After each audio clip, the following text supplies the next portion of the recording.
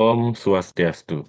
Halo teman-teman semuanya, selamat datang di video ini. Perkenalkan nama saya Geding Murah dan Anjay Kajeng atau biasa dipanggil Rahdi dengan NIM 23150510024, seorang mahasiswa dari Universitas Pendidikan Ganesha, Prodi Pendidikan Teknik Informatika yang sekarang menempuh semester 5 di kelas B. Dan di video ini saya akan menjelaskan mengenai proyek UAS saya tentang pengembangan aplikasi mobile yang dimana saya mengambil tema tentang mentoring bersama alumni. Nah, di sini kita masuk ke penjelasan sederhana dari aplikasi saya. Yang pertama itu adalah nama aplikasinya Mentara. Yang mana Mentara ini adalah platform mentoring karir berbasis digital yang menghubungkan antara mahasiswa dan fresh graduate lainnya dengan alumni profesional gitu. Lalu keunggulan brand ini atau aplikasi ini adalah kolaboratif, bertumbuh dan juga progresif, akademik juga, serta profesional dan juga digital. Jadi tagline dari aplikasi ini adalah mentoring karir di era baru atau eh, bisa dibilang nama aplikasinya adalah Mentara gitu. Lalu di sini ada logonya seperti terlihat di dokumen SRS dan juga di aplikasi yang sudah dijalankan. Nah, berbentuk M dan juga tanda panah ke atas serta ada dua icon dua figur manusia yang menggambarkan konektivitas yang saling terhubung. Lalu untuk di sini di dokumennya itu ada fitur utama, akun kredensial yang ada, kebutuhan fungsional, non fungsional itu akan saya jelaskan sering dengan demonstrasi. Mungkin perkenalannya sampai di sini saja. Kita bisa langsung masuk ke fokus di bagian demonstrasi. Jadi bisa diperhatikan di layar HP di sebelah kanan. Ini adalah tampilan landing page awal dari aplikasi Mentara. Lalu kita bisa masuk.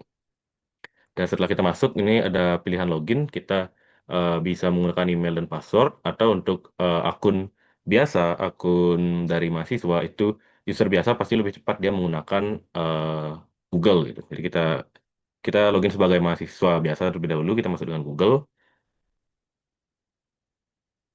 Oke,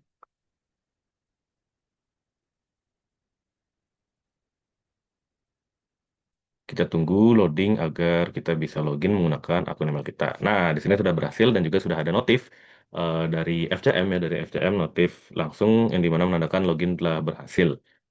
Kita bisa ke bagian profile di sini. Untuk fitur-fiturnya pertama, ini adalah untuk cari mentor, mentor yang sudah didaftarkan melalui akun admin. Jadi yang mendaftarkan akun-akun mentor ini adalah admin terlebih dahulu, admin yang membuatkan akun mentor dan akan tampil di sini. Lalu kita bisa search berdasarkan nama. Kita cek misalkan UPI di sini pasti langsung muncul. Lalu juga misalkan kita ganti ke manajemen manajemen bisnis itu tidak ada karena kita belum membuat akun mentor untuk manajemen bisnis, tapi kita sudah membuat UPI di sini, yang dimana mentor untuk teknologi informasi. Nah, di sini setelah kita memilih mentor, di sini ada fitur untuk chat dengan mentor. Di sini kita bisa mengirim pesan, tes, dan juga bisa mengirimkan lokasi, izinkan. Ini adalah aplikasi mirroring ya dari HP saya, jadi bisa dikontrol lewat komputer. Jadi ini berjalan di HP secara langsung, bisa dilihat di sini. Oke, backgroundnya agak mengganggu. Bentar,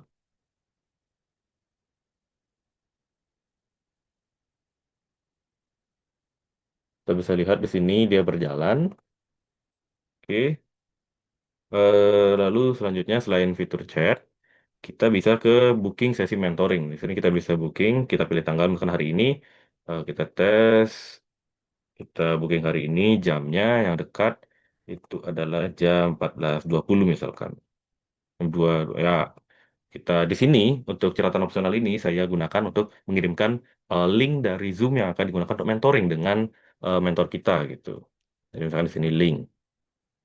Setelah itu kita konfirmasi booking.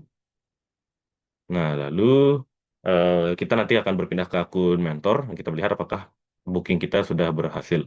Di sini dari WR sesi yang sudah pernah dilakukan, sini selama saya melakukan testing aplikasi sudah ada, sudah berjalan. Jika sudah lewat, jadwal untuk mentoringnya akan ditandakan selesai di sini. Setelah itu kita bisa ada ke menu profil. Di sini di menu profil ini ada profil akun kita, lalu ada autentikasi biometrik. Ini untuk mengaktifkan apakah kita bisa login menggunakan biometrik kita atau tidak.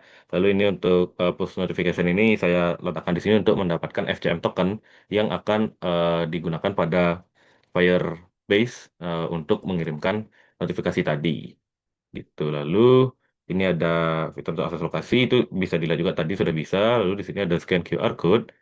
Ini kita bisa menggunakannya juga. Ini kita pakai kamera depan misalkan oke, terlihat kamera depan HP saya. Lalu selain itu kita eh, untuk di akun mahasiswa sudah selesai.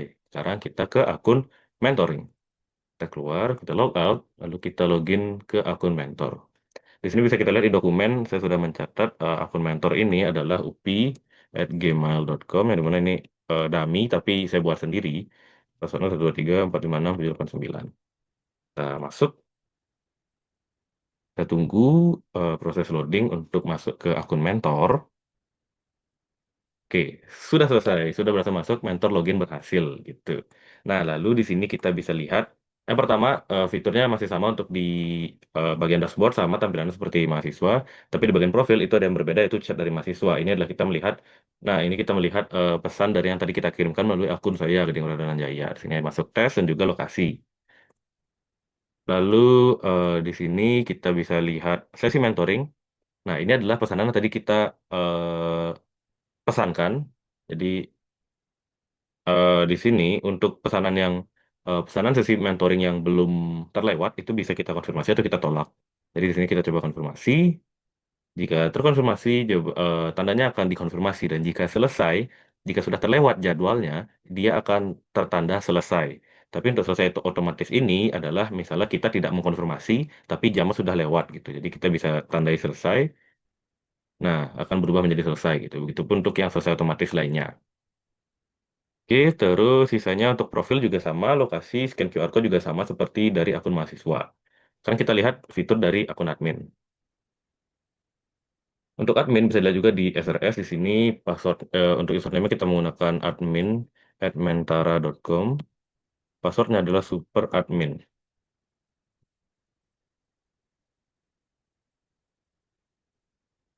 Untuk semua akun ini, misalkan akun admin juga termasuk, itu bisa menggunakan biometrik juga, asalkan kita aktifkan pada profil setelah kita login.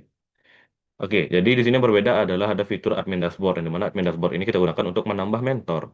Kita bisa menambah mentor baru di sini, misalkan menggunakan nama AD. Emailnya misalkan ad@g men, admin. Berarti kita menggunakan ad@mentara.com. Di sini ada button untuk cek email apakah dia tersedia apa tidak untuk jaga-jaga. Lalu kita bidang karirnya kita tambahkan misalkan dia di manajemen bisnis. Bio-nya kita gunakan dummy saja. Hai, ini opsional posisi spesialisasi bisa di misalkan multimedia. Lalu di sini ada button untuk bisa membuat password secara otomatis atau tidak. Misalkan kita tidak, kita buatkan password 123456. Kita tambah mentor. Setelah ini kita tunggu sampai akun admin sudah selesai terbuat gitu. Nanti akun admin yang dibuat, maaf, akun mentor. Jadi akun mentor, oke, akun mentor ini jika sudah selesai terbuat di sini akan ada pop-up yang menunjukkan bahwa mentor berhasil dibuat. Nah, akun mentor ini bisa kita lihat emailnya dan juga passwordnya akan bisa kita gunakan untuk login gitu. Kita back di sini kita lihat sudah ada dua data mentor yang berbeda-beda. Kita filter di sini misalkan teknologi informasi yang muncul hanya si UPI dan jika manajemen bisnis yang muncul hanya si AD gitu. Oke, itu beberapa fitur dari aplikasi Mentara dan juga beberapa akun yang tersedia dari aplikasi Mentara. Jadi intinya adalah aplikasi ini dia adalah mirip seperti WhatsApp, tidak se-advance dan se-general WhatsApp, tapi dia memang berfokus kepada eh, kasus di mana mahasiswa ingin berkomunikasi dengan mentornya, tapi tidak terganggu dengan komunikasi-komunikasi lain seperti WhatsApp yang sudah tercampur dengan komunikasi A, B, dan C, tapi kita gunakan Mentara ini untuk berkomunikasi khusus untuk sesi mentoring bersama alumni. Nah, lalu di sana ada akun admin dan juga mentor yang pastinya untuk mentor untuk berkomunikasi dengan si mahasiswa, sedangkan admin yang bertugas untuk mengelola aplikasi ini. Dan juga contohnya kenapa saya akhirnya menetapkan agar admin yang bisa membuatkan akun dari mentor agar lebih eh, terkontrol siapa yang bisa menjadi mentor. Jadi misalkan nanti mahasiswa atau alumni yang ingin mendaftarkan diri atau diminta oleh perusahaan untuk menjadi mentor dari fresh graduate, nanti dia akan didata terlebih dahulu, kita seleksi apakah memang layak.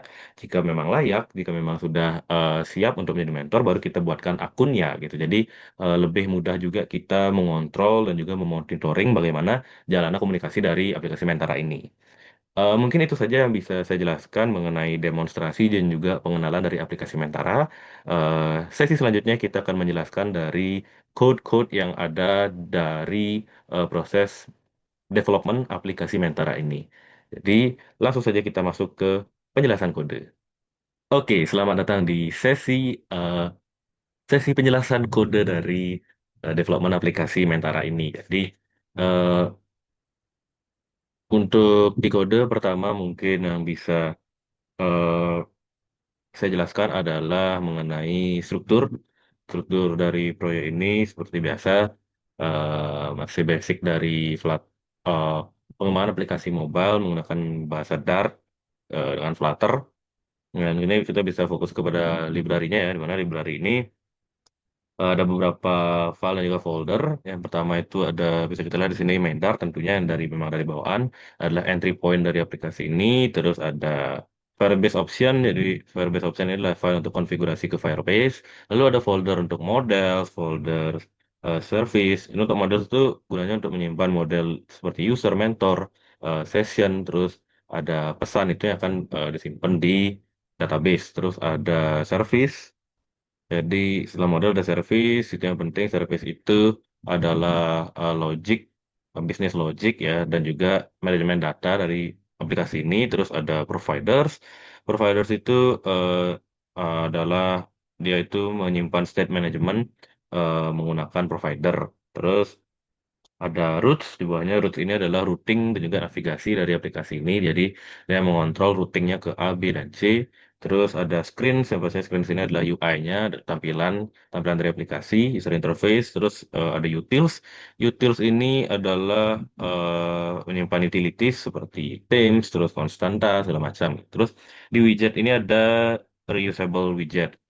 Di mana stakeholder ini, seperti yang saya jelaskan tadi, itu punya peran yang spesifik seperti di model spesifiknya lagi itu mengendalikan mendefinisikan struktur datanya terus di service itu berisi logika bisnis juga interaksi dan Firebase terus di providers itu mengelola state aplikasi menggunakan platform provider terus di roots itu menentukan navigasi antar halaman dan juga di screens itu semua halaman UI dari aplikasi serta di utils itu berisi tema dan konstanta yang digunakan di seluruh aplikasi begitu.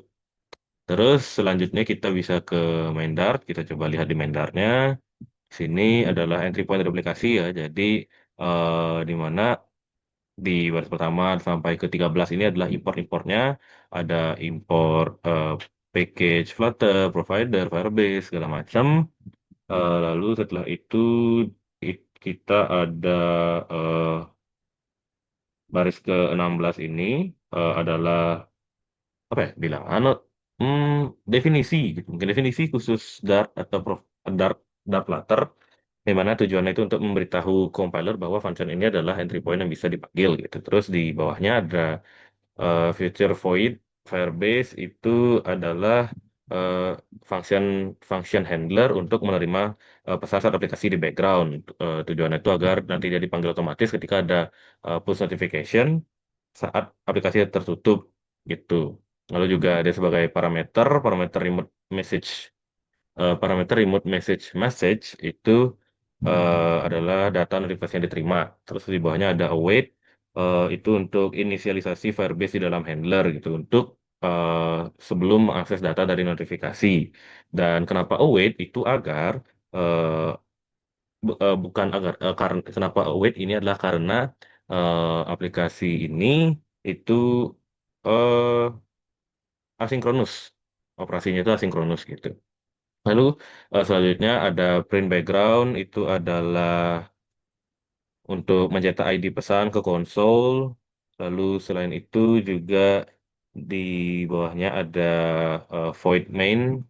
Nih, void main asinkronus ini, void main asinkronus itu tujuannya untuk Ini apa sekitaran? Oh, nggak sekitaran ya. Oke, void void main asynchronous ini adalah function utama yang dieksekusi saat app dijalankan, di mana ada widget Flutter binding. Itu gunanya untuk memastikan Flutter framework sudah terinisialisasi. Jadi dia mengaktifkan binding antara Flutter engine dan juga framework. Terus ke bawahnya itu ada try, ini yang akan kita run untuk menginisialisasi lokal gagal, aplikasi ini tetap bisa berjalan dengan lokal default. Lalu ada await lagi, await initialized date formatting, itu untuk membuat data format tanggal untuk bahasa Indonesia. Terus itu ada eh, di bawahnya ini seperti biasa ada error handling. Terus selain itu juga eh, di misalkan di baris yang penting itu adalah di part 2, misalkan di part 2 ini Firebase messaging, Firebase messaging on background on background messaging ini tujuannya adalah untuk mendaftarkan handler untuk menerima notifikasi saat up di background. Jadi parameter di sini itu adalah parameter itu adalah fungsi yang akan dipanggil, di mana itu adalah Firebase messaging background handler, dan juga ini penting ya karena tanpa ini notifikasi itu tidak akan diproses saat aplikasi tertutup gitu. Oke, mungkin itu saja. Terus mungkin di 53, di baris 53 ini run app. Run app itu yang pastinya adalah tujuan untuk menjalankan aplikasi Flutter-nya. Terus kita di bawahnya ada kelas, kita pembuatan kelas sementara app.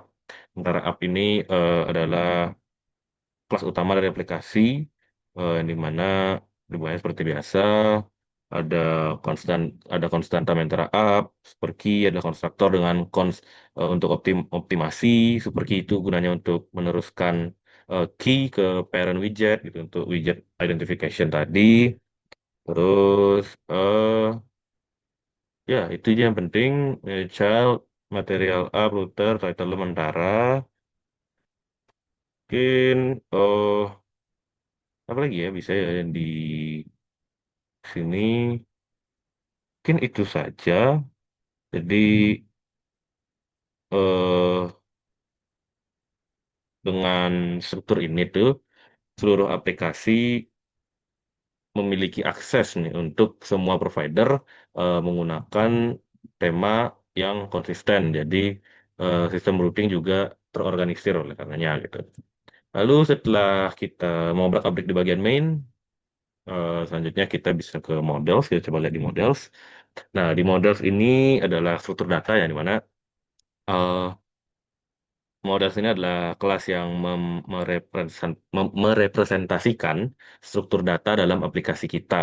Jadi di sini ada 4 model utama, itu ada mentor model, message model, session model, dan juga user model. Di mana untuk user sesuai namanya ya, jadi untuk yang user model untuk user, mentor model untuk model, dan segala macam. Kita mungkin bisa kita lihat ya dari mentor, mungkin yang pertama bisa kita lihat atau di user sesuai gini ya, sesuai kita posisinya sebagai user. Nah, jadi di user ini pastinya yang pertama itu ada definisi enum user role, untuk mendefinisikan enum untuk role user, membatasi nilai role hanya pada pilihan yang valid gitu. Jadi ini juga kenapa harus enum? Untuk mencegah typo dan memudahkan autocomplete di IDE nanti. Dan juga enum ini adalah tipe data yang khusus, hanya bisa memiliki nilai-nilai tertentu. Di sini nilai dari enumnya ada guest, menti, mentor, dan admin gitu. Menti itu bahasanya dari jika mentor adalah orang yang melakukan mentoring. Jadi untuk target dari mentor itu adalah si menti ini. Lalu untuk kelas user ini ada seperti biasa mendefinisikan kelas user untuk merepresentasikan data user. Jadi struktur data yang konsisten ini adalah untuk user di seluruh aplikasi. Ada final string ID, name, email, role, segala macam. Lalu setelah itu kita di baris 17 untuk user ini adalah konstruktor dengan curly brace. Jadi tujuannya ini adalah parameter yang bisa dipas dalam urutan apapun eh, dengan nama dengan nama parameter gitu. Jadi baris 18 dan juga sampai 21 ini bisa kita lihat kenapa required this. Nah, itu tujuannya adalah wajib diisi gitu, langsung assign ke property ID nanti. Lalu setelah itu di bagian user juga ada ini di baris 27 factory user from JSON ini adalah eh yang mana factory itu adalah konstruktor khusus yang bisa return instance baru atau yang sudah ada, di mana tujuannya untuk mengkonversi data JSON dari Firebase menjadi objek user. Dan juga parameter map string dynamic JSON ini adalah data dari Firestore dalam format map. Lalu di bawahnya ada kita return lagi ke user untuk membuat instance user baru dengan data dari JSON tadi. Sini ada di bawahnya ada ID, JSON ID string itu sampai ke bawah yang masih sama itu adalah untuk mengambil value dengan key ID dari map.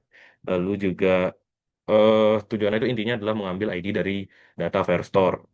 Setelah itu ini ada di bagian 30 ini name itu adalah untuk nama segala macam. Lalu selanjutnya di baris 36 ini tujuannya adalah untuk eh op, opsional ya, opsional opsional field dia yang tidak wajib untuk diisi gitu. Lalu di bawahnya itu ada metode metode to JSON. Yang mana metode ini adalah metode map string dynamic to JSON ini return type ya, return type map string dynamic itu format yang bisa disimpan ke file store. Tujuannya untuk mengkonfirmasi objek user menjadi format JSON atau map untuk disimpan. Terus return di bawahnya ini untuk mengembalikan ke map literal. Lalu baris di mulai dari 44 sampai ke 46 ini ada field sederhana yang langsung assign nilai properti ke map. Gitu. Jadi dengan from JSON dan to JSON ini kita bisa mengambil data dari Firestore dan juga kita convert convert ke objek user dan juga kita bisa menyimpan objek user yang kita convert ke map untuk Firestore. Jadi memudahkan kita bekerja dengan data yang type safe ya di Dart. Sementara Firebase itu Firestore itu tetap menerima data dengan format JSON atau map. Jadi model lainnya seperti mentor, session, message itu juga mengikuti pola yang sama di mana mereka mendefinisikan struktur data dengan properti-properti yang relevan. Gitu untuk di bagian model. Selanjutnya kita bisa ke bagian service. Di service kita bisa lihat service ini isinya adalah logika bisnis dan juga interaksi dengan backend dengan si Firebase. Jadi service itu menggunakan pattern singleton yang hanya ada satu instan gitu setiap service selama aplikasi berjalan. Di mana service utamanya ini ada cukup banyak bagian dari service itu bisa kita lihat misalkan dari kita gunakan ini. Jadi service yang utama yang ada di folder service ini adalah out service. Ini autentikasi service itu untuk mengelola autentikasi itu dia login, register juga logout. Lalu ada Firestore, Firestore yang penting juga. Firestore ini untuk interaksi dengan Firebase database tadi. Lalu ada mentor, mentor service ini gunanya untuk eh, logika bisnis ya tentunya untuk si data mentor dan juga sama seperti session dia logika bisnis juga untuk sesi mentoringnya lalu ada chat service contohnya chat service ini untuk logika bisnis untuk fitur chat yang ada di Mentara lalu ada FCM lagi contoh lainnya itu untuk mengelola push notification dan lain-lain gitu. eh untuk kita sekarang bisa masuk ke penjelasan singleton ya, singleton pattern itu kita bisa lihat di out ya, out ya out di authentication ya, di mana di sini kita bisa lihat class class out service yang di mana class out service ini menggunakan pattern singleton untuk memastikan hanya ada satu instance selama aplikasi ini berjalan.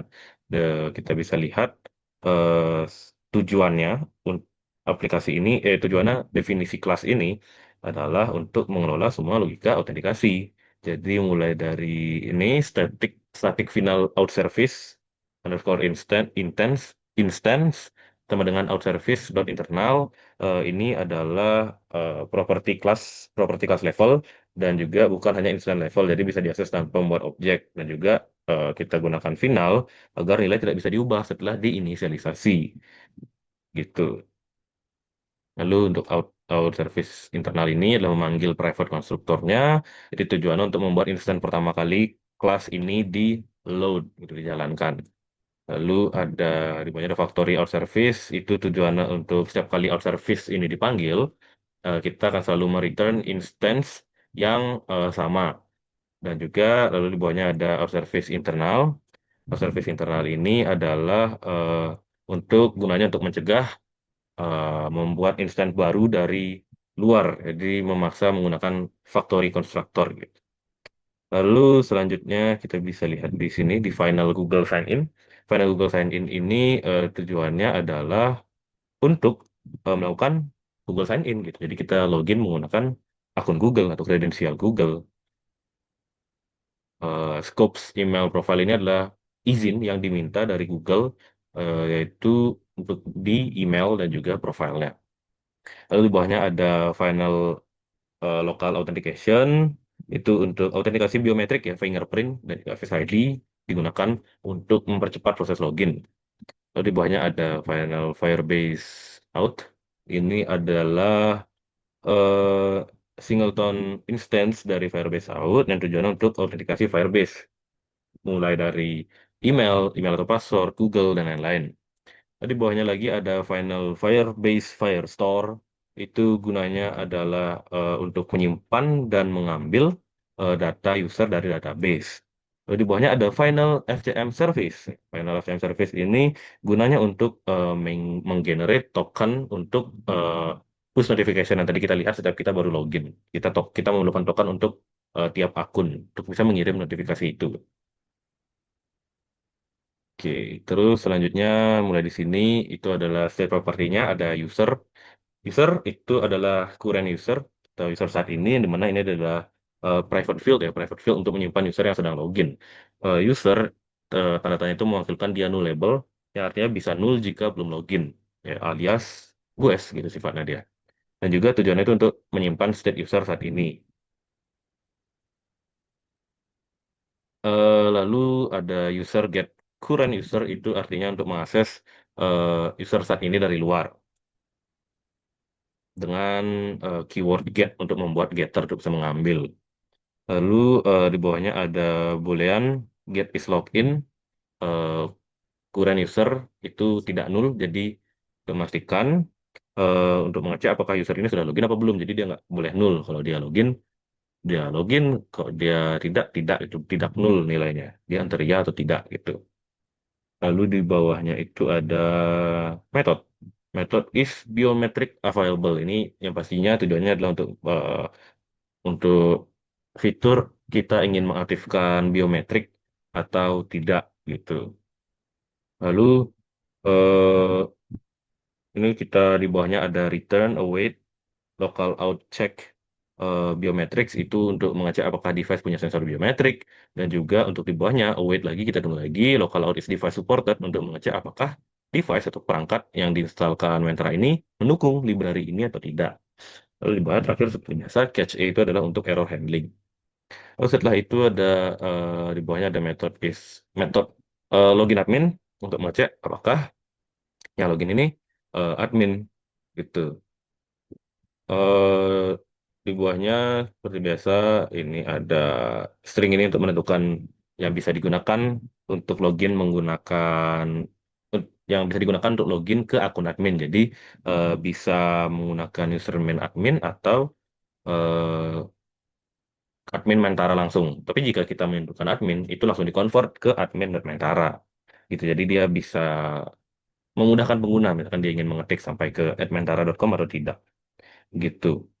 Lalu seperti biasa, tujuannya ini adalah untuk di bagian sini, if email oke dan password oke, itu pasti untuk mengecek ya, untuk mengecek apakah kredensial ini valid dan juga langsung return false jika tidak valid begitu. Jadi metode ini tuh intinya adalah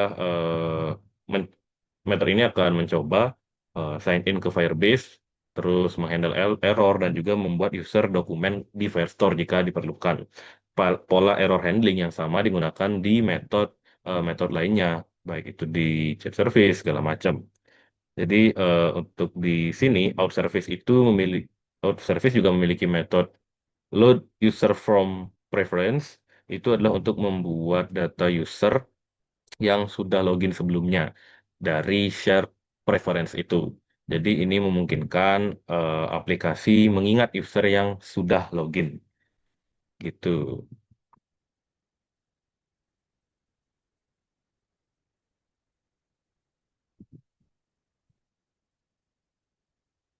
Oke, kita mungkin itu saja yang bisa kita bahas di sini di out service itu cukup panjang karena eh, dia mengeceknya cukup detail ya. Dia mengecek logout. Di sini ada metodenya, kita lihat metode logout, apa is mentor register, apakah mentor itu terregister. Terus authentication biometric once itu untuk biometrik pertama kali, apakah biometrik diizinkan, kita mengeset biometrik untuk diizinkan gitu. Jadi terus ini juga login with biometrik, kita login menggunakan biometrik. Lalu di atasnya ada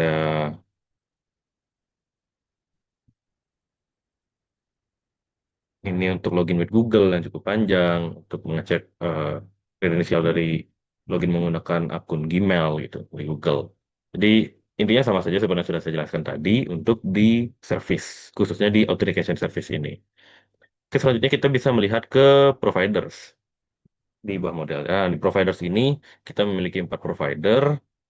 Yang pertama ada provider, autentikasi provider, chat provider, mentor provider, dan session provider. Session provider ini untuk sesi mentoring. Tuh, kita bisa cek di out provider lagi, kita lihat seperti yang tadi kita lihat out service, kita sekarang lihat di out provider. Nah, baris pertama seperti biasa kita import package, terus 2 dan 3 juga kita import, ada dari model dan juga dari service. Lalu di bawahnya kita membuat kelas out provider, di mana ini tujuannya agar UI bisa menangkap perubahan, mendengar perubahan, eh, perubahan state dan juga bisa diupdate secara otomatis pada UI. Lalu juga si notifier ini tujuannya agar kelas bisa memberitahu listener ya, memberitahu listener ketika state itu berubah. Lalu di bawahnya ada final out service itu adalah untuk memanggil metode-metode dari out service tadi yang ada di folder service ini, makanya kita menggunakan import service out service gitu. Eh, Lalu di bawahnya ini ada usernya, kita eh, ambil user yang sedang login saat ini, lalu ada boolean is loading itu untuk status loading, lalu ada string error message itu untuk pesan error yang dimana bisa null, terus ada user get current user itu tujuannya untuk membaca current user tanpa bisa mengubah langsung, dan juga encapsulation UI bisa membaca tapi tidak bisa diubah gitu. Dan itu sama juga seperti yang lainnya di bawahnya, tapi bedanya dia tidak boleh. Yang isi nol itu, yang isi datanya itu artinya dia boleh nol, sedangkan yang tidak isi itu tidak boleh nol, begitu. Lalu selanjutnya di sini ada kelas, kita lihat di sini kelas load user, di mana di sini itu adalah untuk melihat, untuk melihat khususnya di await out service load user from preference ini tujuannya adalah untuk menunggu ya, menunggu tujuannya untuk menunggu proses selesai, terutama di await ini. Jadi load user data dari shared preference. Ini load user data dari shared preference. Begitu. Lalu di bawahnya ada current user, itu adalah copy current user dari out service ke out provider. Lalu juga di sini notify listener ini itu untuk memberitahu semua widget yang listening bahwa state berubah. Dan juga tujuannya agar UI menggunakan UI yang menggunakan provider ini akan rebuild otomatis gitu. Jadi tanpa ini tuh UI nggak akan update meskipun state-nya itu berubah. Selanjutnya di sini ada metode login admin. Login admin itu eh, ya seperti biasa untuk mengecek yang pertama di sini untuk mengecek apakah dia berhasil apa tidak untuk login. Lalu jika dia berhasil itu di set ke true. Tuh. Lalu di bawahnya itu ada try itu untuk kita memulai error handlingnya. Di mana di bawahnya ada final success, await our service, login admin, username password itu untuk memanggil metode dari our service tadi yang sudah kita buat. Kita menggunakan await karena operasinya ini asinkronus. Lalu final success ini kita gunakan variabel yang tidak bisa diubah setelah di assign gitu. Di bawahnya ada notify listener itu untuk memberitahu UI jika ada perubahan state gitu. Lalu setelah itu di versi 6 itu untuk stop loading. Kita tidak loading lagi untuk stop loading jika sudah selesai. Terus di return bahwa itu sukses begitu. Oke, ini catch seperti biasa untuk error handling. Terus sekarang ini ada kita di bagian ini. Ini juga penting. Ini seperti biasa ini juga logout, notification biometrik, biometrik enable, biometrik diizinkan. Membuat biometrik diizinkan, apakah biometrik bisa, metode-metodenya ada sama seperti yang saya jelaskan tadi. Lalu sekarang ini di bawahnya itu adalah helper dari metode, di mana ini adalah private method, method underscore, ini hanya digunakan di dalam class ini saja, di mana contohnya di sini ada set is loading dengan value baru, lalu ada notify listener yang ini penting untuk digunakan ya. Jadi dia itu dipanggil setelah mengubah state. Terus intinya tujuan dari helper ini adalah untuk set loading state dengan notify gitu. Sama juga seperti set loading, set error dan juga clear error begitu. Untuk di UI sendiri pentingnya si apa namanya provider ini adalah di mana untuk di UI ini tuh bisa membuat kode itu lebih terorganisir. Jadi mudah dites, terus memisahkan concern atau kepentingan itu dengan jelas. Lalu provider lainnya itu seperti mentor provider, session provider, dan juga chat provider itu mengikuti pola yang sama. Jadi mereka meng-wrap, membungkus service dan juga menyediakan state yang bisa diakses oleh UI nantinya gitu. Oke, untuk provider seperti itu sama seperti yang kita bahas tadi di out, begitupun sama juga di chat, mentor dan juga session. Oke, selanjutnya kita bisa ke roots, app router. Nah, di sini tentunya importnya banyak ya karena dia adalah penghubung dari semua aplikasi ini. Dia mengimpor eh, Go Router Package itu untuk deklaratif routingnya. Yang pertama daerah sini. Maaf, tapi yang sisa di bawah ini adalah agar semua screen itu harus diimport untuk digunakan di root builder ini. Jadi kita masukkan semua screen yang ada di sini, screen ini sesuai jumlahnya dengan yang kita masukkan di app router harus semuanya gitu. Lalu setelah itu gini kita membuat go router configuration, jadi baris per baris. Dari mana final app router sama dengan go router ini adalah tentunya kita menggunakan final yang mana instance yang tidak bisa diubah dan juga go router ini adalah kelas untuk declarative routing yang tujuannya untuk konfigurasi routing untuk seluruh aplikasi ini. Nah, jadi di halaman pertama itu di sini halaman pertama itu ditampilkan saat app dibuka, lalu ini path-nya ke landing screen dulu di sini go root path ini ke landing screen. Jika dia login ke login screen, dia register ke register screen, home dia ke home screen, profile ke profile screen. Begitu. Sedangkan untuk mentor, di mentor ini bisa kita lihat dia agak berbeda dengan kode-kode pet lainnya.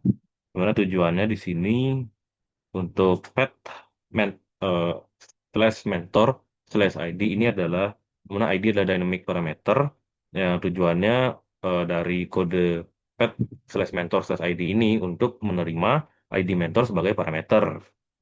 Lalu selanjutnya di bawahnya ada builder, itu adalah function dengan body yang tujuannya adalah butuh logika untuk ekstrak parameter.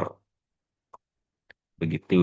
Setelah itu ini untuk mentor ya. Kalau di Go root, untuk di Go root ini kita bisa lihat bahwa eh, book yang dilakukan di sini adalah booking root dengan parameter. Yang mana polanya itu sama. Slash booking slash ID itu adalah dengan parameter mentor ID dengan yang tadi, dengan metode yang tadi sama. Terus di sini untuk gurus lainnya itu ini untuk set ID itu polanya sama, set ID itu adalah parameter mentor ID.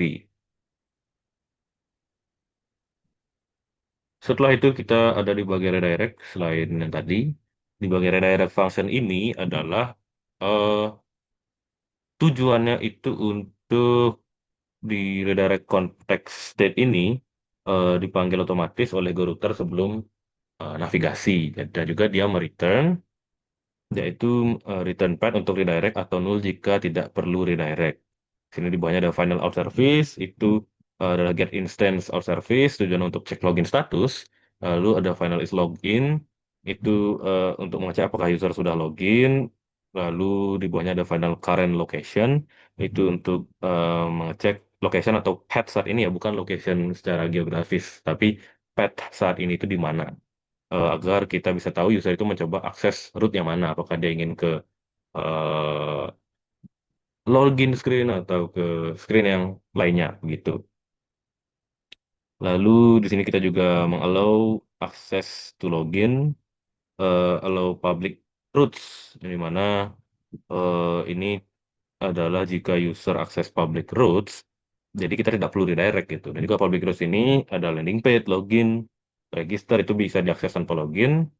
Lalu untuk yang di bawahnya di sini ada redirect to login jika belum login. Jadi if tidak is login, jadi kita return ke screen login, harus dikembalikan ke login. Gitu. Nah, kalau untuk navigasi di aplikasi dari router ini, itu adalah kita bisa lihat di sini contohnya. Kemudian konteks go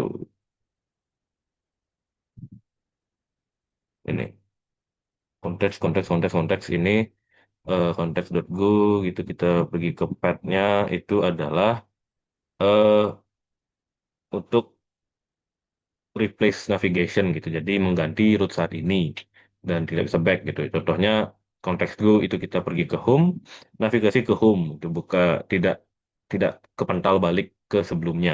Jadi digunakan untuk login ke home, tidak perlu lagi kembali ke login gitu. Jadi udah dia sekali login dia ke home gitu. Sampai di back aplikasinya ditutup begitu.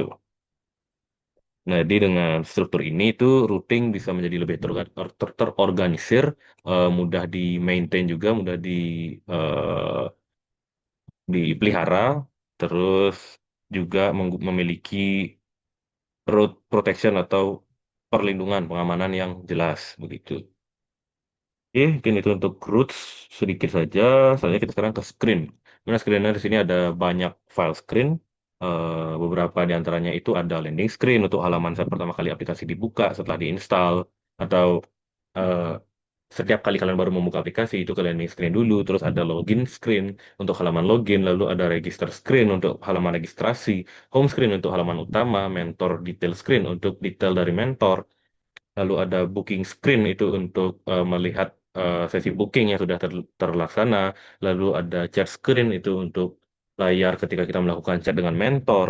Lalu ada history screen untuk melihat riwayat dari sesi mentor yang sudah pernah dilakukan atau sudah pernah dipesan. Lalu ada profile screen untuk melihat profile user yang kita gunakan. Dan juga ada admin dashboard screen itu untuk fitur khusus admin. Yang dimana tadi contohnya pada demonstrasi adalah pembuatan mentor gitu. Jadi yang pertama kita bisa lihat contohnya di landing screen, cukup simple.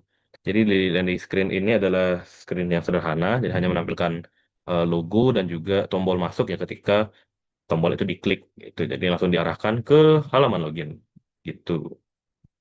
Ini seperti biasa kita ada importnya, ada import GoRouter. Ini seperti yang jelaskan tadi, GoRouternya tujuannya kita harus mengimport package-nya agar bisa diarahkan gitu loh. Jadi dia setelah dari landing page diarahkan ke login page begitu. Dan ada widget ini kita untuk mengambil logo Mentara, logo aplikasi Mentara untuk ditampilkan di landing screen gitu. Kalau contohnya di login screen, nah di sini login screen Guard itu bedanya dia dengan landing screen itu lebih kompleks ya tentunya karena fungsinya berbeda banget. Kita menghandle proses login di sini berbeda dengan landing page yang cuman menampilkan logo dan button satu button saja untuk next ke screen login. Di login screen ini lebih kompleks, jadi dia memiliki form dengan field email dan juga passwordnya. Terus dia juga memiliki toggle untuk login sebagai admin, tombol login dengan email dan password, tombol login dengan Google, dan juga tombol login dengan biometrik gitu. Nah, di sini di dalam metode yang ada di login screen kita misalkan coba lihat di handle 5 login contohnya metode ini. Di sini ada yang pertama adalah tentunya kita validasi form, lalu ada set loading, kita set loading stage-nya gimana, loading state-nya gimana, lalu kita panggil out provider tergantung dengan mode login yang digunakan. Lalu jika berhasil dia eh, akan dipindahkan ke home. Di sini konteks Go. Tidak berhasil tadi seperti saya jelaskan konteks Go itu dia akan memindahkan dari halaman login ke home jika berhasil. Dan jika gagal, akan ditampilkan error. Begitu.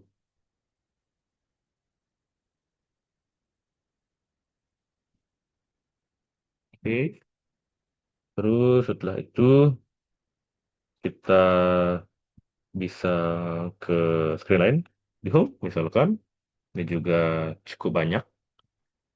Di home ini eh adalah halaman utama ya pastinya ya untuk menampilkan list dari mentor yang ada. Terus ada eh, di screen ini kita tuh menggunakan mentor provider.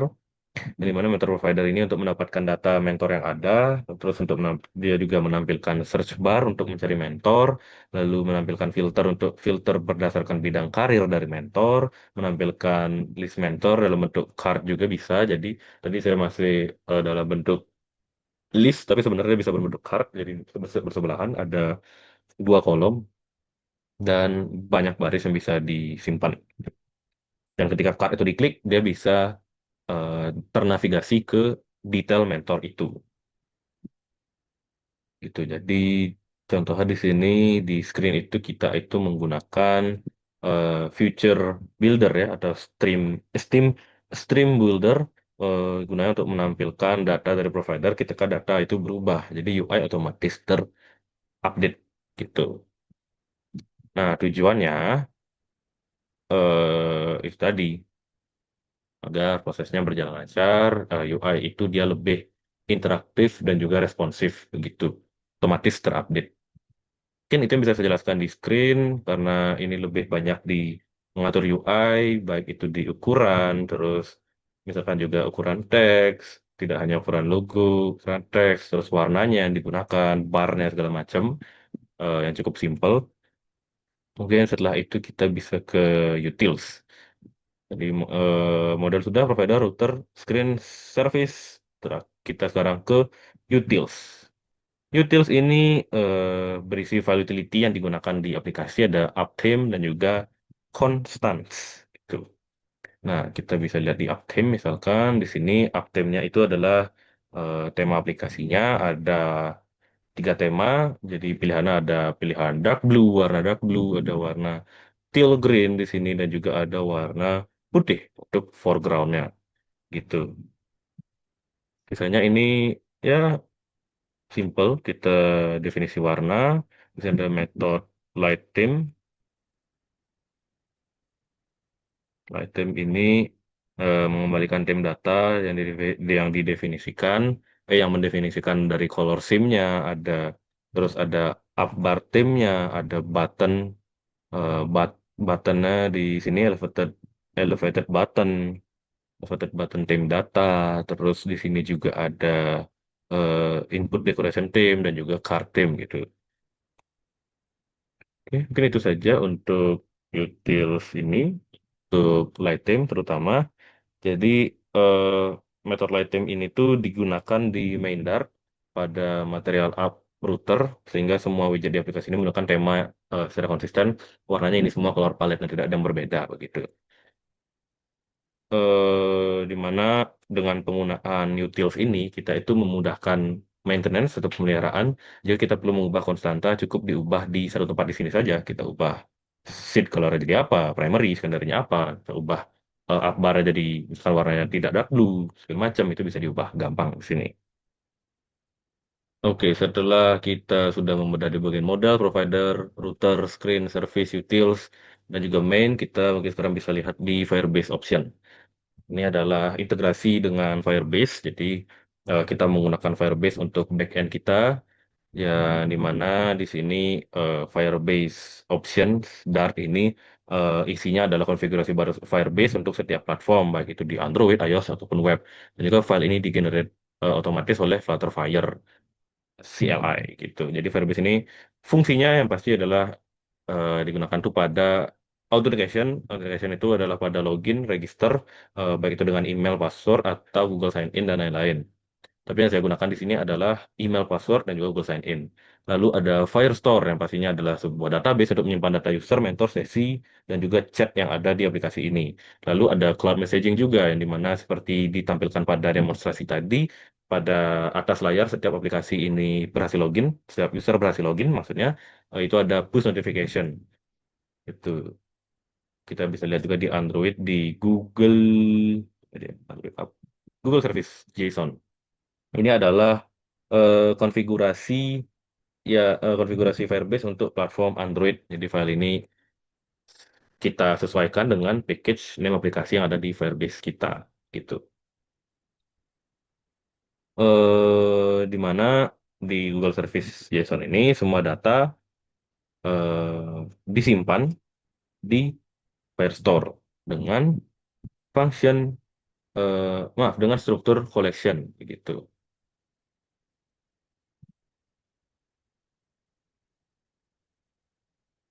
Jadi setiap dokumen memiliki ID yang unik dan juga field-fieldnya itu sesuai dengan model yang sudah kita definisikan. Oke, mungkin itu saja yang bisa saya jelaskan mengenai pemudahan code-code penting dari proses development aplikasi ini. Mungkin yang ingin saya jelaskan hal lainnya adalah alur dari aplikasi ini ya. Sebenarnya simpelnya adalah semua komponen di aplikasi ini tentunya bekerja bersama.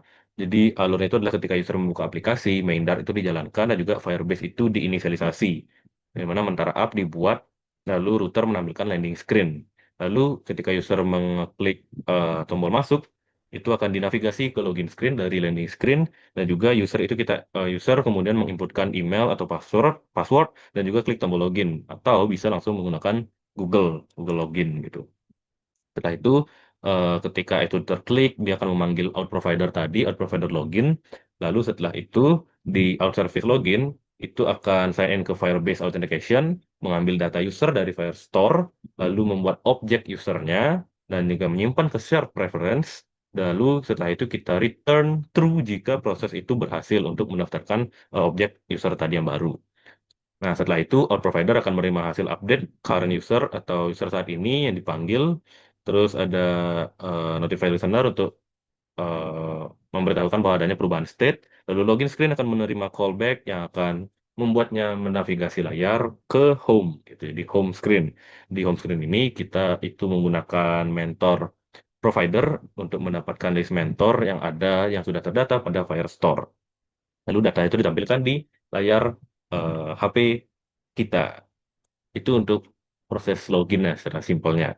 Lalu untuk sesi untuk booking session itu juga salah satu fitur penting. Fitur utama dari terbuatnya aplikasi ini adalah yang pertama itu kita sebagai user di sini menekan Apa menekan? Kita sebagai user itu di awal ketika login, misalkan kita memilih mentor di home screen, itu akan ternavigasi ke mentor detail screen. Jadi dengan parameter ID mentor, yang dimana mentor detail screen ini akan mengambil mentor menggunakan mentor provider. Lalu ketika user menekan booking, akan ternavigasi ke booking screen.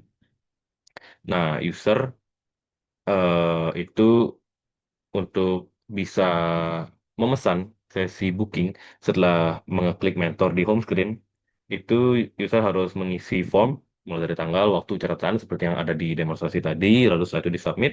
Setelah itu booking screen akan memanggil session provider create session, yang dimana session provider ini juga memanggil session service yang memanggil Firestore service. Lalu data sesi pemesanan pemesanan sesi booking itu akan disimpan ke Firestore collection di bagian session. Nanti akan saya beri perlihatkan juga bagaimana Firestore-nya. Lalu setelah itu UI akan terupdate dan juga user akan diarahkan ke halaman histori untuk melihat jika ingin melihat begitu. Mungkin saya perlihatkan juga di sini untuk Firestore-nya di database.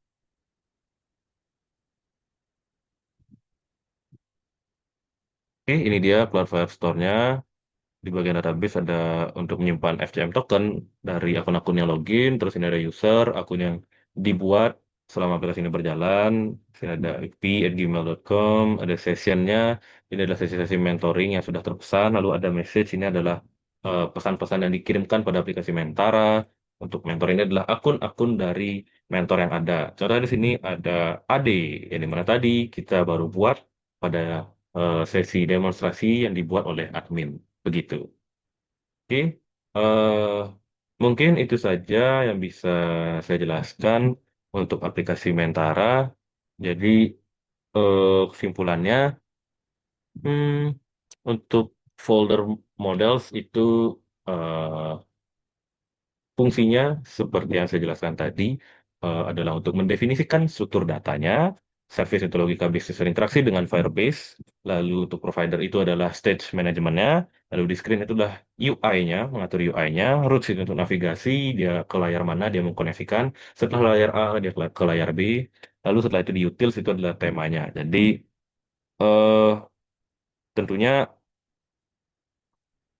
beberapa base best practice ya yang saya gunakan pada aplikasi ini tentunya adalah yang pertama adalah separation of concerns atau pemisahan kepentingan.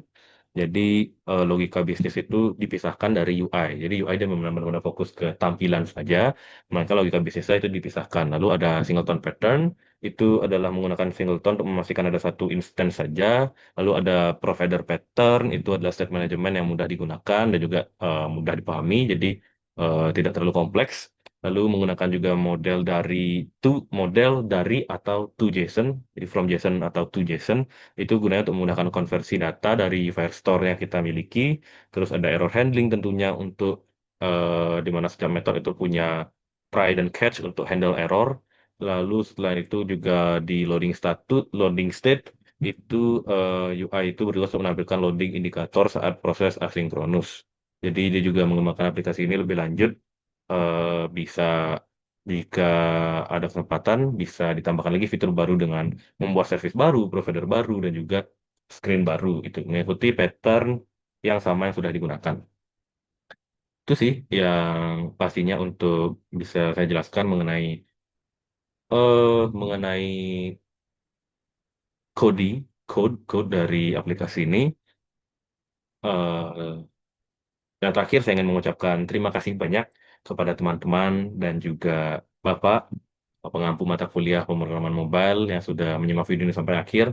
Saya memohon maaf yang sebesar-besarnya jika ada pengucapan yang salah atau tutur kata yang salah selama saya menjelaskan video ini karena eh, saya banyak menggunakan bahasa sehari-hari saya untuk memudahkan saya lebih mengerti dan juga mudah menjelaskan dari program yang sudah saya bangun. Setelah itu juga terima kasih sudah eh, mengampu mata kuliah pemrograman mobile dengan sangat baik, menuntun kami para mahasiswa untuk bisa membuat proyek aplikasi dari nol. Selain itu juga terima kasih banyak sudah memberikan kesempatan pada kami untuk bisa belajar. Mungkin video ini karena diawali dengan Om Swastiastu, saya tutup video ini dengan para mesanti. Om Santi Santi Santi Om.